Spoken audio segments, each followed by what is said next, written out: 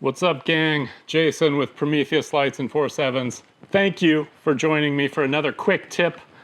Today we have on deck the Maelstrom MXS flashlight, and we're going to be talking about how to properly use the retaining ring tool that is included with each one of these, and that allows you to easily switch out the button covers.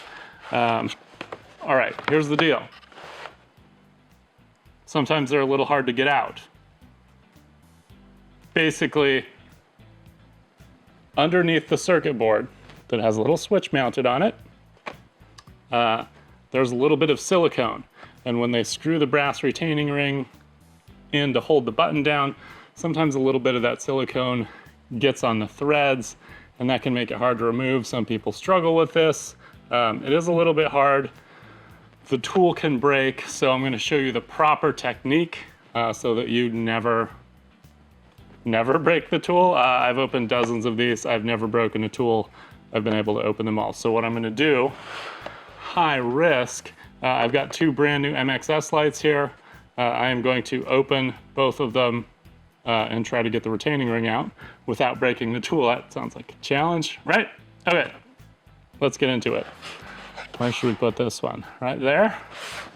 Whoa, that's tippy. All right. Light number one. I'm just gonna leave that over there. Here we go. Look at that. Okay. Oh no. This was a sample. There's no retaining ring tool in it. But there's going to be a tool in the one that we ship you. These are just some pre-production samples we got. I'm going to go get a retaining ring tool.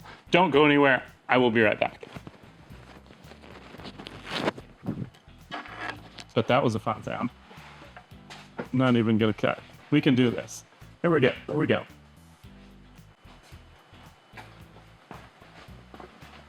Oh my gosh.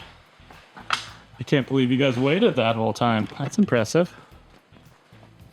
Probably with the magic of editing, it didn't take more than a few seconds. All right, so I've found the tool in my office. Here it is. We don't need this stuff. We just need the light. Here it is. Okay, before we get started, briefly, this is essentially like a screwdriver, right? And so we've all used a screwdriver before. We've maybe even stripped the head of a screw. The reason the head of that screw stripped is because it's our fault. Basically, any driver that you're sticking into a fastener needs downward pressure in order to not slip. So when we strip the head of a screw, or we break the little nubs off of this switch tool, it's because we weren't using enough downward pressure and the tool slipped. And with a screwdriver, you usually strip the screw. With the switch tool, you're going to break the little plastic nubs off. Why is it plastic? Because if we made it metal and it slipped, it would destroy the light. So it's better to break the tool. They're easily replaceable. We don't want you to ruin the light. Okay, so you're going to notice there are 5 little lobes cut into the brass retaining ring. There are 5 little nubs on the switch tool. Coincidence? Yeah, I think not. So basically, this tool is designed to kind of hold itself in, usually.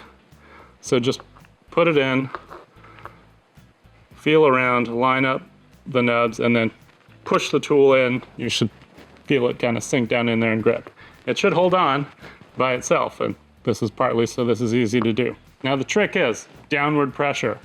What I like to do is just palm the light in one hand, take my other palm and push down on the tool like this, push down on it, and then rotate it with my palm. It says push down and turn, just as a little reminder on the top of the tool, but you gotta push pretty hard, particularly if the retaining ring is tight. So let's get to it.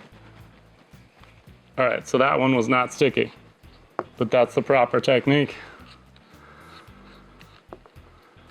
The retaining ring should stay on the tool, and then you can just pull the button out.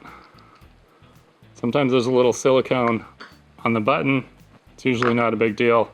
Now once you've removed this the first time, it's not going to be sticky again, so you're good to go. Just put the button back in. Again, this is going to be one piece. Screw this back in finger tight. You don't have to make it gorilla tight. So I can get it started. Slipped out. Find the holes again. So once it starts to snug up, at this point you probably don't need to use your palm, but if you're clumsy, you might want to do that. So again, just put it on here. Just till you feel it snug up. That's all you need to do.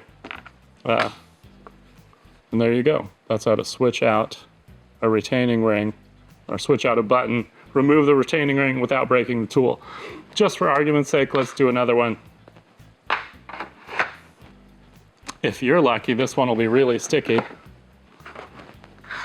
And you'll get to watch me break the tool, and then, I don't know, I'll feel very awkward, I'll tell you that much.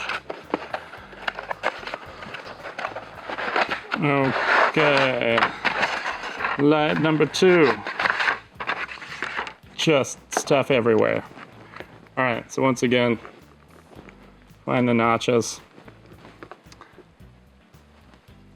I'm gonna palm it here, push down, or push in with both hands, rotate with my palm. That one was also not sticky.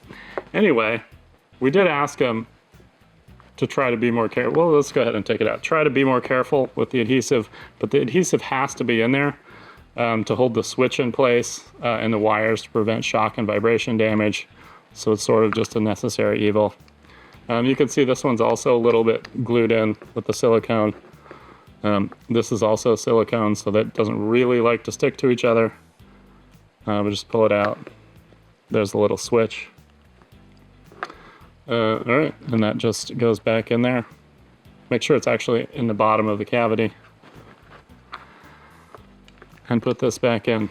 Okay, yeah, so people do break these tools. Why do the tools break? Well, I said it was improper technique,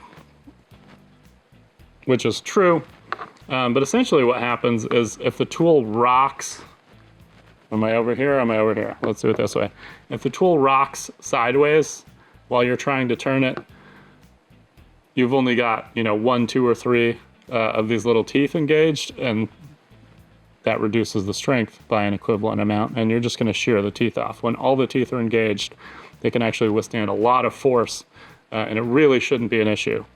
So again, if the tool rocks or slips, like if you're just trying to push down with your fingers, this is kind of fiddly, and if you kind of twist it or do something that is not square, perpendicular, the teeth are going to break off.